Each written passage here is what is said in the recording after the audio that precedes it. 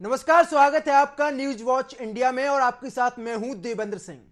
UP के मैनपुरी, रामपुर और खतौली में उपचुनाव के लिए मतदान जारी है। बड़े बड़े नेताओं ने यहां पर मतदान किया और साथ ही साथ दोनों ही पार्टियों के नेता एक दूसरे पर आरोप प्रत्यारोप लगा रहे हैं। सुबह से ही लोग यहां पर मतदान कर रहे हैं उपचुनाव के लिए। सभी पार्टियां एक दूसरे पर आरोप प्रत्यारोप भी लगा रही हैं। आपको जानकारी दे दें कि समाजवादी पार्टी के मुखिया और उनकी पत्नी डिंपल यादव ने बीजेपी पर जमकर हमला भी बोला है और साथ ही साथ बीजेपी ने पलटवार करते हुए समाजवादी पार्टी पर जमकर हमला बोला।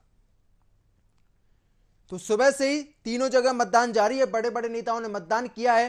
पूर्व केंद्रीय मंत्री मुख्तार अब्बास नकवी ने मतदान किया। ये तस्वीरें आपको दिखा रहे हैं। बीजेपी वर्सेस सपा, किसकी होगी जीत, ये सवाल खड़ा होता है। उपचुनाव के लिए आज वोटिंग हो रही है और साथ ही साथ यहां पर दोनों ही पार्टियों के नेता पूरी तरीके से तैयार हैं।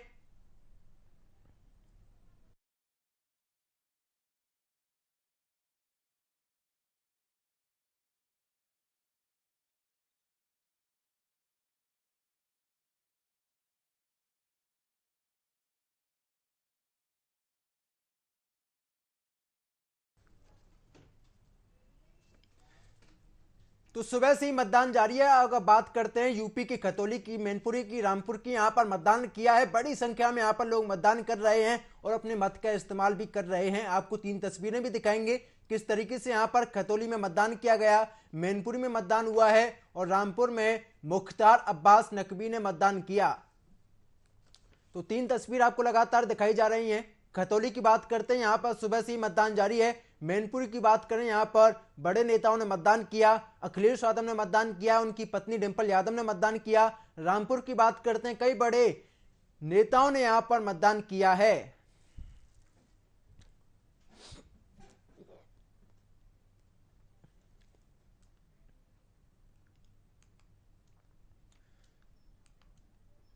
तो इसी बीच एक बड़ी खबर सामने आ रही है मैनपुरी से, जहां पर 11 बजे तक 18.72% मतदान हुआ है। खतौली की बात करते हैं, यहां पर 11 बजे तक 20.70% मतदान हुआ है। रामपुर की बात करें, यहां पर 11 बजे तक 11.30% मतदान हुआ है। इस समय की बड़ी खबर। तो यहां पर बड़ी संख्या में लोग मतदान करने के लिए अपने घरों से निकल चुके हैं। 11 बजे तक खतौली में 20.70% मतदान हुआ है।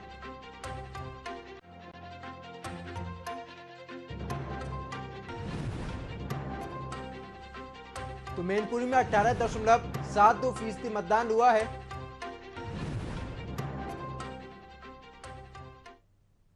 तो इसी बीच एक और बड़ी खबर, शिवपाल यादव ने मतदान किया है। अभिनव विद्यालय में शिवपाल यादव ने मतदान किया है। समाजवादी पार्टी जीत रही है। शिवपाल सिंह यादव ने एक बड़ा दावा किया है। यहां पर डिंपल यादव बड़े अंतर से जीत रही हैं। ये बात शिवपाल यादव की तरफ से कही जा रही है। नेताजी ने यहां पर बहुत काम कराया, जनता के लिए काम किया है समाजवादी पार्टी ने। ये बात भी प्रसपा प्रमुख शिवपाल यादव की तरफ से कही जा रही है। तो उस समय की बड़ी खबर। तो शिवपाल सिंह यादव ने एक बड़ा ऐलान यहां पर किया है। उन्होंने कहा कि यहां पर समाजवादी पार्टी जीत रही है। डिंपल यादव की यहां पर बड़ी जीत होगी। तो ये तस्वीर आपको दिखा रहे हैं। मैनपुरी, खतौली, रामपुर में उपचुनाव हो रहे हैं।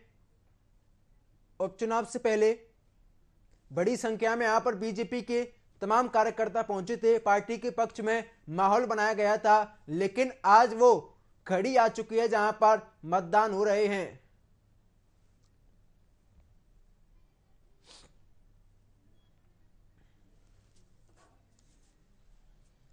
तो ये तस्वीर आपको हम लगातार दिखा रहे हैं जहां पर मतदान किया गया है। मुख्तार अब्बास नकवी ने मतदान किया है। अखिलेश यादव ने मतदान किया। अखिलेश यादव की पत्नी डिंपल यादव ने मतदान किया। उपचुनाव के लिए मतदान हो रहे हैं और आज, और साथ ही साथ चुनावी जंग तेज हो चली है।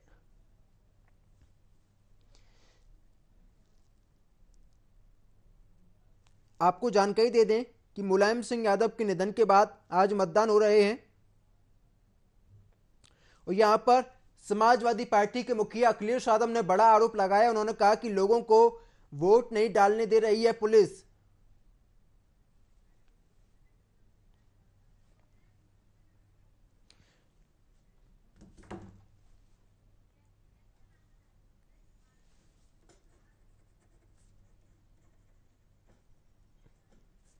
तो ये तस्वीर आपको हम लगातार दिखा रहे हैं जहां पर मतदान किया गया है।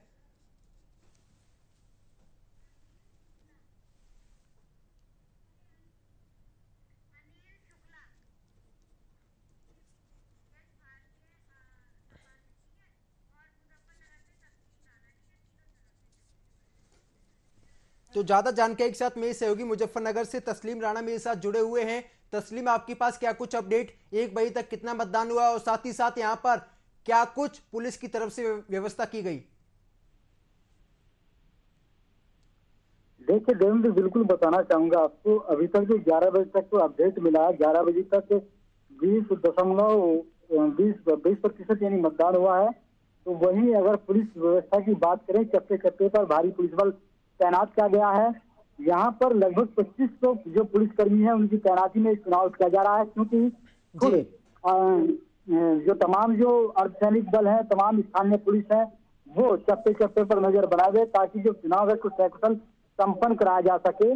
वहीं दिलचस्प बात ये भी है, यहाँ पर जो सुरक्षा व्यवस्था है उसको लेकर खुद डीआईजी सुधीर कुमार सुबह पहुंचे थे, स्थिति का जायजा लिया। वहीं तमाम जो अधिकारी थे उन्हें चुनाव को सकुशल संपन्न कराने के लिए दिशा निर्देश जारी किए गए, ताकि जो चुनाव है उसको सकुशल संपन्न कराया जा सके। तस्लीम, क्योंकि जी तस्लीम, कई जगह यहाँ पर ईवीएम खराब होने की जानकारी सामने आ रही है। देखिए देवेंद्र, बिल्कुल यहाँ पर भी कहीं कहीं इस तरह की सूचनाएं आई हैं, लेकिन जो विभागीय अधिकारी थे उन्होंने उसको ठीक किया। ठीक करने के बाद कुछ ही समय में फिर दोबारा से सुचारू रूप से चालू कर दिया गया, दोबारा से मतदान सकुशल रूप से चालू किया गया। क्योंकि जो मशीन थी में टेक्निकल दिक्कत आई थी, तमाम जो विभागीय अधिकारी लगातार इस चीज पर नजर बनाए हैं, ताकि जो मशीनें हैं उनको सकुशल तरीके से चलाया जा सके और चुनाव को पूरी तरह से सकुशल रूप से संपन्न कराया जा सके। इन तमाम चीजों को लेकर विभागीय अधिकारी आप बने रहिए हमारे साथ। यश भारती जुड़े हुए हैं, समाजवादी पार्टी के प्रवक्ता हैं, आपका स्वागत है सर। और अनिल शुक्ला जुड़े हुए हैं बीजेपी की तरफ से, आपका भी स्वागत है शुक्ला जी। तो यश भारती, समाजवादी पार्टी अभी से आरोप लगा रही है कि यहाँ पर धांधली हो रही है। नतीजे आने के बाद आपकी क्या कुछ प्रतिक्रिया होगी? यानी आपने पहले ही सरेंडर कर दिया?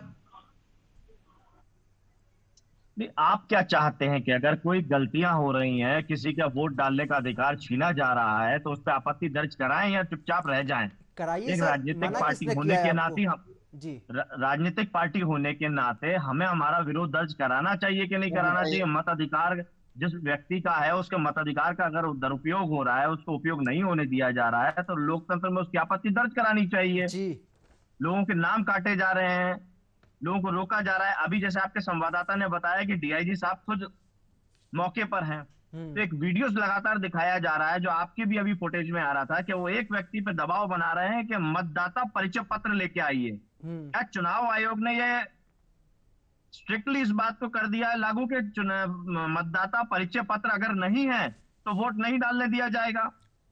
क्या आधार कार्ड के आधार पर वोट नहीं डालने दिया जाएगा, या अन्य जो उसके पहचान पत्र हैं उनके आधार पर वोट नहीं डालने दिया जाएगा? तो इतना बड़ा पुलिस अधिकारी जो मीडिया के सामने, और आप सब लोग उसको दिखा रहे हैं इस तरीके से कि लोगों को घर वापस भेज रहा हो, तो और अन्य पुलिस के अधिकारी क्या कर रहे होंगे? कल रात भर दबिश दी गई है लोगों के घरों में, क्या कारण था वो दबिश देने का? जी, जो खुलेआम हम लोगों ने आरोप लगाए कि शराब बांटी जा रही है, पैसे बांटे जा रहे हैं, भीड़ एकत्रित की जा रही है, उस पर क्या कार्रवाई की गई? तो ये आपत्ति हमको नहीं रखनी चाहिए। बिल्कुल जी, चुनाव को प्रभावित करने का काम जो हो रहा है, जीत हार किसकी होगी किसकी नहीं होगी वो तो परिणाम बताएगा, लेकिन चुनाव को प्रभावित करना, लोकतंत्र की हत्या करना, इसको रोकने का काम एक राजनीतिक पार्टी का होना चाहिए या नहीं होना चाहिए? जी, ठीक है, जवाब ले लेते हैं। जैसे आपकी एक मीडिया की एक भूमिका होनी चाहिए, निष्पक्ष पत्रकारिता होनी चाहिए। अगर वो पक्षपात करेगी तो उस पर सवाल करना चाहिए कि नहीं करना चाहिए पक्षपाती मीडिया पे? सवाल ही करते हैं, जवाब ले लेते हैं। अनिल शुक्ला जी, लोकतंत्र की आप हत्या करते हैं, आपके डीएम साहब फोन नहीं उठाते हैं, समाजवादी पार्टी ने कई तरह के आरोप लगा दिए, चुनाव में खुलेआम धांधली हो रही है, आखिर क्यों सर? खुलेआम धांधली हो रही है, अभी आखिर क्यों सर? समाजवादी पार्टी जो पहले करती रही है उनको वही नजर आ रहा है, ऐसा कुछ नहीं है। चुनाव जो है बिल्कुल निष्पक्ष हो रहा है और किसी को रोका नहीं जा रहा है। अब ये है कि जो डॉक्यूमेंट जरूरत होते हैं वोट डालने के लिए, वो तो कोई ना कोई एक डॉक्यूमेंट चाहिए होता है, उसको तो ले जाना पड़ता है। तो दूसरी बात ये है कि मैं ये कहना चाहता हूँ कि अब चुनाव का जो ट्रेंड है वो बदल गया है। 2014 के पहले तक जातिवाद पे वोट पड़ता था, लोग जातिवाद पे चुनाव लड़ते थे, जातिवाद पे वोट पड़ता था। अब 2014 के बाद वो ट्रेंड खत्म हो गया है। अब सारा जो है क्या नाम जो हिंदू समाज है वो इन सब चीजों से उठ करके और अब वो देश के भले के लिए, समाज के भले के लिए अब वो लोगों ने वोट डालना शुरू कर दिया है। शुक्ला तो जी, ऐसे लेकिन में वो लोग जो जाति के नाम ये पर चुनाव तस्वीरें झूठी लड़ते नहीं हैं, हो सकती ना सर। जातिवाद के नाम तस्वीरें पे जो थोड़ी चुनाव झूठी लड़ते होंगी, हैं, तस्वीरों में उनको सब कुछ बयां उनको होता है। उनको इससे समाजवादी तकलीफ हो रही पार्टी है। अगर आपके ऊपर आरोप लगा रही है तो यानी कहीं ना कहीं तो मेरा आरोपों में दम सुझाव होगा ना यही सर। है।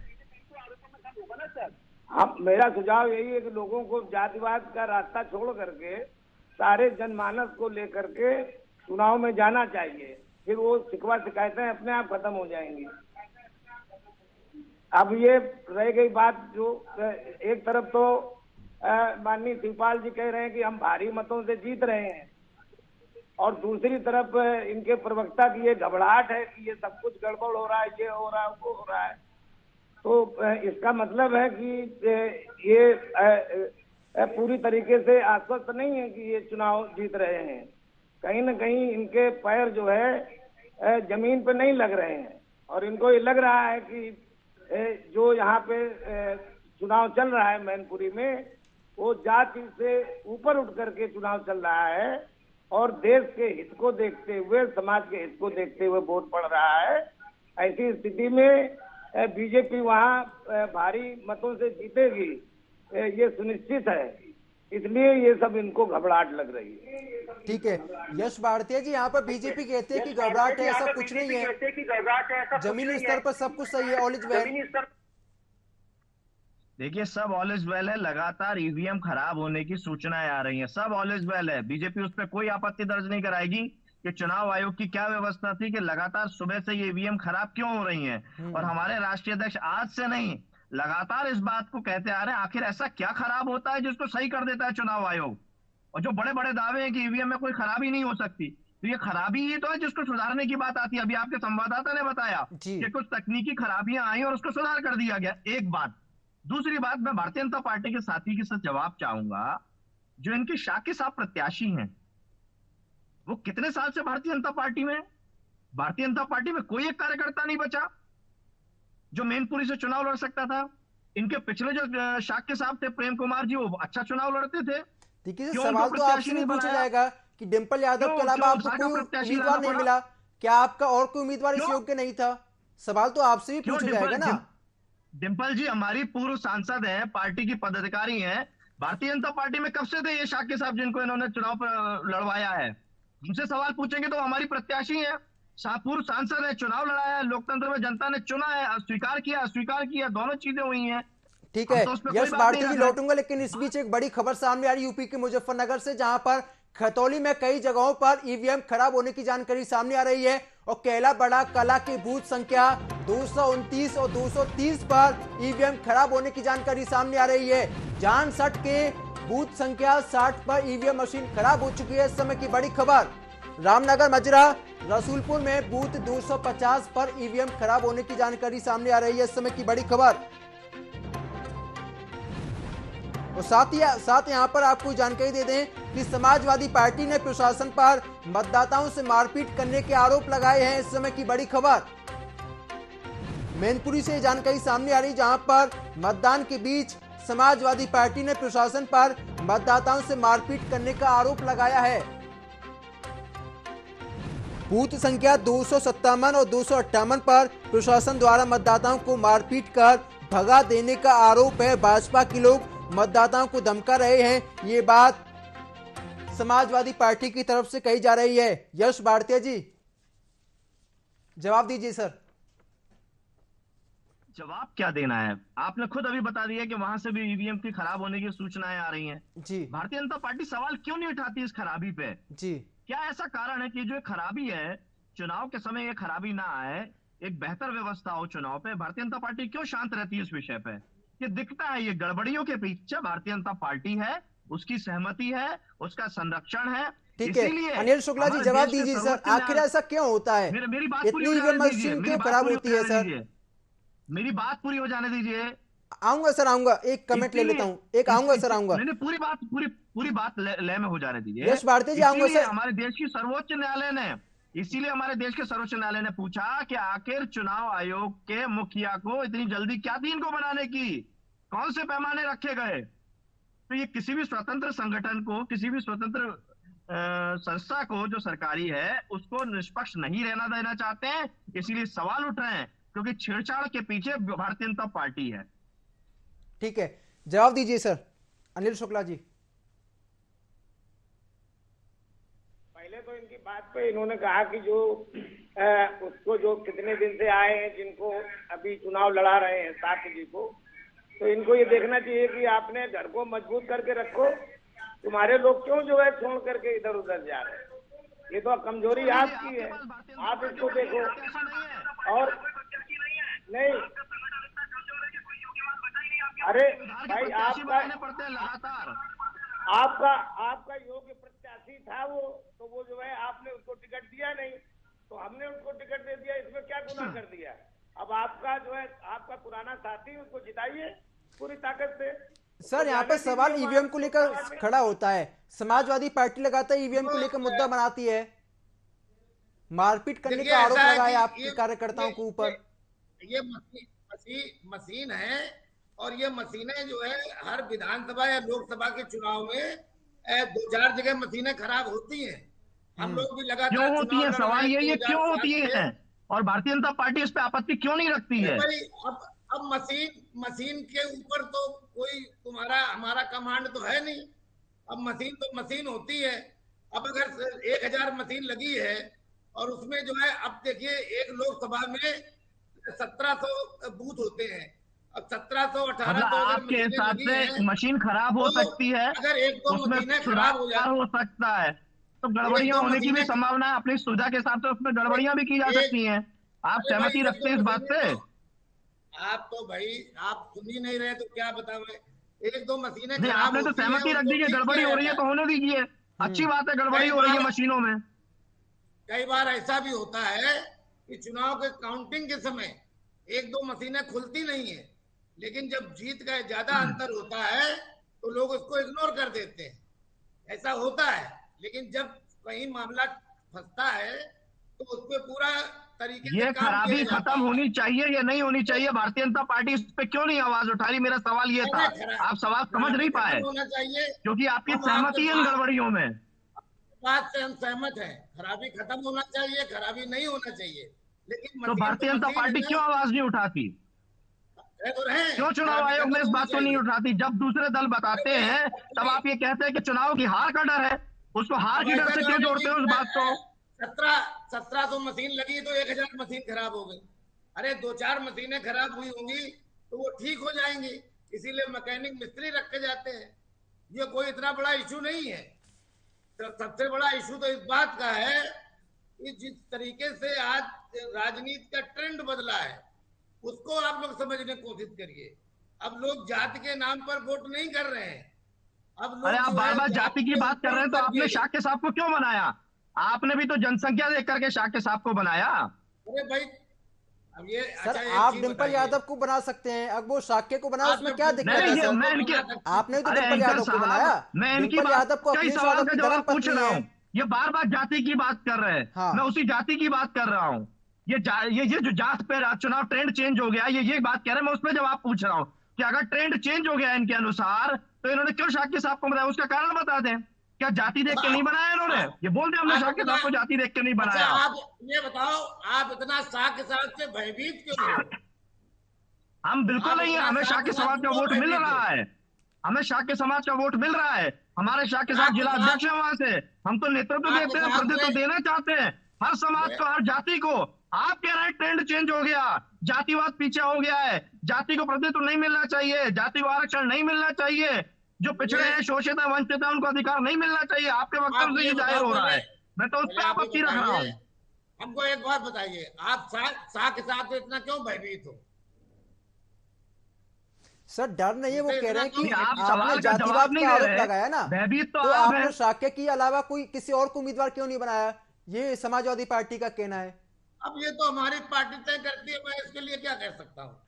नहीं तय हमारी करती है वो, पार्टी तय अभी करती आप ही कह है, रहे हैं कि जातिवाद ट्रेंड में लेकिन नहीं है, जातिवाद नहीं है, फिर आप ही नहीं कह पा रहे हैं। तो देखिए फिर यश आप पहले भारती आप जी, गलत वो बोल उनकी रहे थे, आपको पार्टी का जानकारी अंदरूनी नहीं थी। मामला है, चाहे वो वहां पे बताओ, किसी को भी उतारे, आपने यहाँ तो क्यों सुना तो ये जवाब देना उस बात का, चाहे ये वो जवाब किसी दे को भी कि उतारे। जो व्यक्ति भारतीय जनता पार्टी का सदस्य अगर आप नहीं है डिंपल यादव उसको को उतार टिकट दिया सकते गया। हैं तो वो ये शाक्य कह को रहे उतार सकते हैं। ये कह रहे ठीक है, अरे मेरे एंकर भाई, लौटूंगा आपके पास। इस बीच एक बड़ी खबर सामने आ रही है सैफई से, जहां पर डिंपल यादव ने चुनाव आयोग से शिकायत की। इस समय की बड़ी खबर, मैनपुरी के डीएम साहब फोन नहीं उठा रहे हैं, ये बात डिंपल यादव की तरफ से कही जा रही है, और सपा कार्यकर्ताओं का फोन नहीं उठा रहे हैं डीएम। इस समय की बड़ी खबर, मैनपुरी में चुनाव धांधली की शिकायतें लगातार बढ़ती जा रही हैं। डिंपल यादव ने इस बात का भी जिक्र किया है ट्वीट करते हुए। और इसी बीच एक और ये जानकारी भी है कि मैनपुरी में समाजवादी पार्टी के नेता पूर्व चेयरमैन अनिल गुप्ता को पुलिस ने हिरासत में ले लिया है। गिरौर के प्राथमिक विद्यालय बूथ संख्या 461 के पास से ही पूर्व चेयरमैन को पुलिस ने उठा लिया है, और सूचना पर समाजवादी पार्टी के कार्यकर्ता थाने पहुंचे हैं और जमकर हंगामा किया गया। इस समय की बड़ी जानकारी आपको दे रहे हैं। और डिंपल यादव ने यहां पर बीजेपी पर जमकर हमला बोला। उन्होंने कहा कि डीएम साहब हमारा फोन नहीं उठा रहे हैं। तो अनिल शुक्ला जी, यहां पर डिंपल यादव ने भी आरोप लगा दिया कि डीएम साहब फोन नहीं उठा रहे हैं, चुनाव में लगातार धांधली हो रही है। अरे भाई, जो धांधली करने वाले ही धांधली का आरोप लगा रहे हैं। सबसे बड़ी बात तो ये है, वो तो ये they are well known in Uttar Pradesh. आप शायद सवाल समझ नहीं पाते हैं। उन्होंने पूछा डीएम साहब फोन नहीं उठा रहे हैं, तो ये फोन नहीं उठाना मतलब क्या गड़बड़ियों का हिस्सा मतलब है? होता है जिले का राजा। अगर वही फोन नहीं उठाएंगे तो कौन उठाएगा? डिंपल यादव कोई छोटे मोटे नेता तो वो है नहीं, एक बड़ी नेता है। अगर आप उनका फोन नहीं उठाए तो फिर मामूली कार्यकर्ताओं का क्या होगा? सवाल ये खड़ा होता है ना। नहीं एंकर साहब, यहाँ मामूली कार्यकर्ता और बड़े कार्यकर्ता प्रत्याशी हैं, वो वही तो मैं बोल लोकसभा रहा हूँ। क्षेत्र की प्रत्याशी है, और डीएम अगर फोन नहीं उठा रहा है इसका मतलब है कि वो अपनी जिम्मेदारी से भाग रहा है, वो जिम्मेदारी को समझना नहीं चाह रहा है, और ऐसे नकारा निकम्मे लोगों को भारतीय जनता पार्टी ने डीएम के रूप में बैठाया हुआ है। देखिए यश भारती जी, आपको काउंटर करूंगा, मैं काउंटर करूंगा सर आपको। नाकारा का मतलब क्या होता है? डीएम का मतलब क्या होता है आपको पता है सर? जिले का राजा होता है, पढ़ लिख के आते हैं वो। आपसे मुद्दे की बात करिए। आपको ये अधिकार नहीं कि आप आप नहीं बोलोगे सर, ये नहीं बोलोगे आप जिले के अधिकारी को आप नकारा बोल दोगे। काउंटर किया, जवाब सुन लीजिए। आपने काउंटर किया, जवाब सुनिए। सर आप जिले के अधिकारी को ऐसे नहीं बोलोगे, आप जिले के अधिकारी को नहीं बोल सकते हो। जिला अधिकारी फोन नहीं उठा रहा अगर प्रत्याशी का, इसका क्या सर मतलब? आपने कितने नकारा प्रत्याशी हैं थोड़ी मैनपुरी से? बोलेंगे। केवल 2 प्रत्याशी हैं। डिंपल यादव ने कोई प्रूफ दिया? डिंपल यादव ने दल का व्यक्ति का सबूत फोन तो नहीं नहीं उठा दिया रहा, ना डिंपल इसका यादव अर्थ ने। क्या है? डिंपल यादव ने कोई सबूत नहीं दिया ना। समाजवादी पार्टी ने आरोप लगाया, आरोपों की जांच की जाएगी, जांच के बाद अगर डीएम साहब ने कुछ गलत किया है तो उनके ऊपर कार्रवाई की जाएगी। इसका मतलब ये नहीं होता कि वो नाकारा है। कौन करेगा कार्रवाई? सर आप क्या बात करते हैं? अगर कुछ गलत किया होगा तो कार्रवाई होगी ना। मेरी बात अरे बात सुन लीजिए ना। पिछले उपचुनाव में जब कैराना में उपचुनाव हुआ था तो एक डीएम साहब ने कहा था चुनाव के समय कि ईवीएम मशीन को गर्मी लग गई है। क्या कार्रवाई करी भारतीय जनता पार्टी ने उस गर्मी लगने वाले डीएम पे? जो इस तरीके से बयानबाजी करते हो, पढ़ लिख के आते हैं, जो सर आपको बयान देने का अधिकार है, लेकिन आपको ये अधिकार नहीं कि आप किसी भी जिले के डीएम को नाकारा बोले। क्यों नहीं बोलेंगे नकारा? नहीं बोल सकते सर, आप, पार्टी के लिए नहीं काम बोल कर रहा सकते हो, आप। निष्पक्ष काम नहीं कर रहा हो, उसको नकारा ही बोला डीएम जाएगा। को जो बीजेपी जिम्मेदारी और नहीं समाजवादी समझ पार्टी सकता नहीं हो, बनाती है। उसको नकारा ही डीएम बोला अपनी जाएगा। पढ़ लिख के जब डीएम बनता है, मेहनत करके डीएम बनता है सर वो। अरे पढ़ लिख करके पटपास कर रहा है तो क्या बोला जाएगा? आज के दिन सर अगर समाजवादी पार्टी के आरोपों में इतना दम है तो डिंपल यादव करे ना कि हमने यहाँ पे कॉल किया। नहीं काम कर रहा है। आरोप तो कोई भी लगा सकता है ना। चल रही है अभी उनकी। आरोप तो कोई भी लगा सकता है। आरोप आप मेरे ऊपर लगा सकते हो, मैं आपके ऊपर लगा सकता हूँ। अभी प्रेस वार्ता चल रही है, आप टीवी चैनल पे दिखा दीजिए। लगातार ट्वीट के माध्यम से साफ साफ आरोप लगा रहे हैं। कल रात में ट्वीट किया एक होटल से लोग भारतीय जनता पार्टी के लोग इकट्ठा होकर के शराब और पैसा बांट रहे हैं। क्या डीएम ने कार्रवाई करी? बता दें वो। ठीक है अनिल शुक्ला जी, डीएम साहब कार्रवाई नहीं करते हैं। बीजेपी के कार्यकर्ताओं पर लगातार आरोप लगाए जाते हैं। आप चुनावों से पहले शराब बांटते हैं, पैसे बांटते हैं, तमाम तरह के आरोप। क्या जवाब होगा सर आपका? होटल में सीसीटीवी कैमरे लगे होंगे, उसको जाहिर कर दीजिए सीसीटीवी कैमरे के फुटेज को। ठीक है, जवाब ले लेते हैं बोलने सर। देंगे तो हम बोले, अनिल शुक्ला जी बोलिए चिल्ला रहे सर। तो हम क्या करें? जी बोलिए सर। अब जो आदमी हार रहा है चिल्लाएगा ही। हमारा कहने मतलब ये है कि ये जो कुछ अभी तक करते रहे वही सब ये मतलब बता आपके रहे लिए हैं, जो भी व्यक्ति बोलेगा वो हार रहा है, है ना? और बोलना बंद कर देगा तो जीत रहा है। रह गई बात ये कि अभी चुनाव आयोग जब इस समय प्रभावी है तो डीएम के खिलाफ जो भी कार्रवाई होगी वो चुनाव आयोग करेगा। ये शिकायत चुनाव आयोग से कर रहे हैं, इनको प्रूफ वहां करना है, तो भारतीय जनता पार्टी को बीच में क्यों घसीट रहे हो? भारतीय जनता पार्टी से आज जब चुनाव आयोग प्रभावी है तो डीएम उसी के अंडर में है ना, तो आप उसको शिकायत कर रहे हो, वहां प्रूफ करो तो कार्रवाई करेगा। जब ये चुनाव खत्म हो जाएगा फिर कुछ गड़बड़ करेगा तो हम लोग आपने चुनाव आयोग जैसी संस्था को भी कहां स्वतंत्र रहने दिया? तभी तो सुप्रीम कोर्ट पूछ रहा है कि क्यों नियुक्ति कर दी, किस आधार पर नियुक्ति कर दी, फाइलें दीजिए। अभी तो आपसे सवाल पूछा जा रहा है, आप जवाब नहीं दे पा रहे हैं, आप गुमराह कर रहे हैं कि हार रहे हैं, हार रहे हैं। हर सवाल के जवाब आपके पास एक ही है कि क्योंकि दूसरा पार्टी का चुनाव हार रही है इसलिए सवाल कर रही है। आपके पास और कोई जवाब नहीं है इसके अलावा। ठीक है यश भारती जी, लौटूंगा आपके पास। इसी बीच एक बड़ी खबर सामने आ रही है मैनपुरी से, जहां पर समाजवादी पार्टी ने ट्वीट किया इस समय की बड़ी खबर, और बीजेपी की पूर्व विधायक सावित्री कठेरिया की शिकायत की गई है। सपा के वोटरों को बूथ पर धमकाने का आरोप लगा है और करल के राजपुर में वोटरों को धमकी दी गई है। ये बात समाजवादी पार्टी की तरफ से कही जा रही है। ट्वीट कर चुनाव आयोग से सपा ने शिकायत की है, इस समय की बड़ी खबर। तो समाजवादी पार्टी लगातार शिकायत कर रही है, कभी डीएम साहब पर आरोप लगाए जाते हैं तो कभी यहां पर बीजेपी के तमाम कार्यकर्ताओं पर। आरोपों में कितना दम है, जांच के बाद ही खुलासा हो पाएगा। तो सपा के वोटरों पर ये आरोप लगाए उन्होंने, और ट्वीट कर चुनाव आयोग से समाजवादी पार्टी ने शिकायत की है।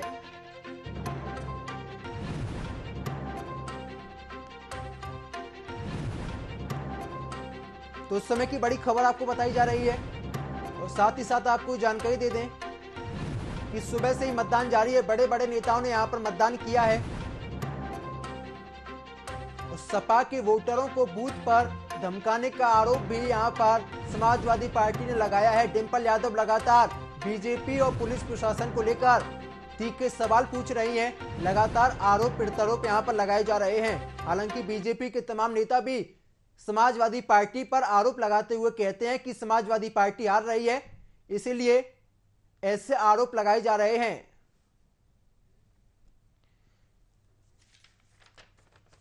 तो यश भारती जी हमारे साथ जुड़े हुए हैं, अनिल शुक्ला जी हमारे साथ जुड़े हुए हैं। अनिल शुक्ला जी, एक और आरोप आपके ऊपर।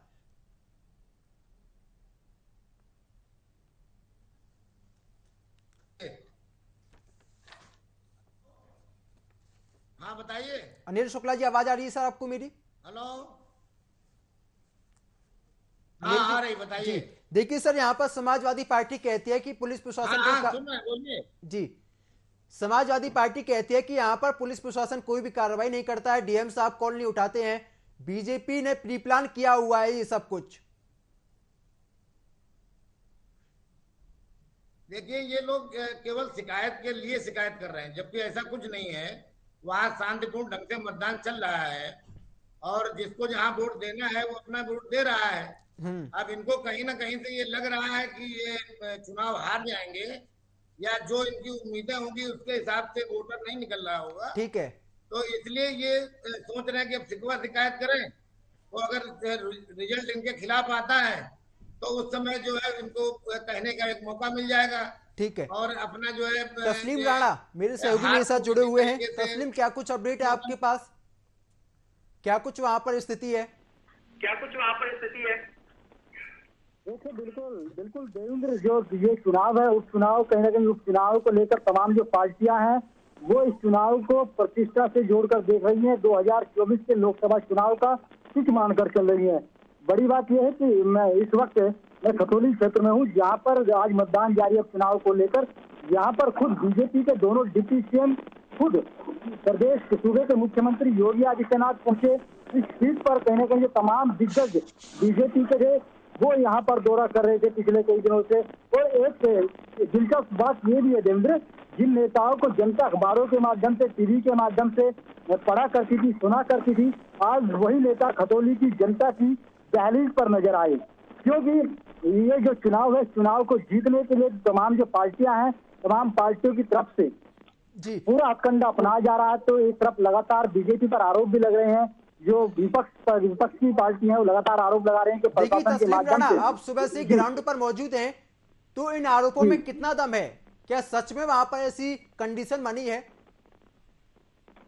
देखिए बिल्कुल देवेंद्र, लगातार इस तरह के आरोप केवल मुजफ्फरनगर में ही नहीं, तमाम जो उपचुनाव की सीटें हैं वहां पर इस तरह के आरोप समाजवादी पार्टी के जो नेता है, कार्यकर्ता है, लगा रहे हैं। उत्पीड़न का आरोप प्रशासनिक अधिकारियों पर लगाया जा रहा है। तो ऐसे में ये जो आरोप है कितने सच हैं, ये एक अहम बात है। और बड़ा सवाल यही है कि आरोपों में कितनी सच्चाई है, क्योंकि यहाँ पर भी कल एक वीडियो पूर्व प्रधान ने वायरल किया था।